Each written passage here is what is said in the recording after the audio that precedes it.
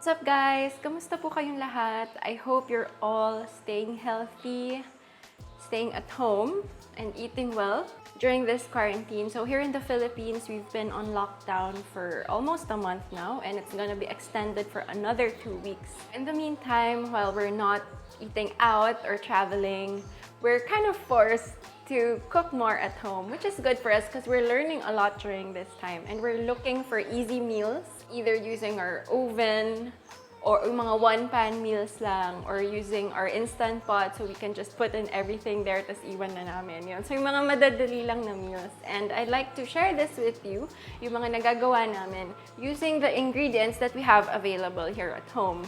This recipe is the one-pan chicken, and it was inspired by Sam, the cooking guy. And we're really happy with how this turned out. Yan, so ito, share namin sa inyo. For vegetables, we're using carrots, potatoes, zucchini, and onion, but feel free to use what you have at home.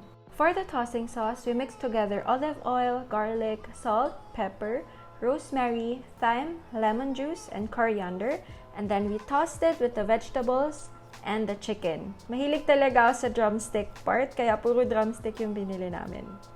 And then you can opt to add more salt and pepper to your chicken.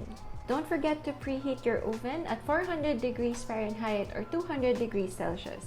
Ngayon, paghahaluin na natin yung chicken and vegetables in one pan, and then bake in the oven for 35 to 40 minutes. Don't forget to flip the chicken midway para pantay yung kulay nila. And here's our one-pan chicken. It's very delicious and definitely easy to make. Enjoy!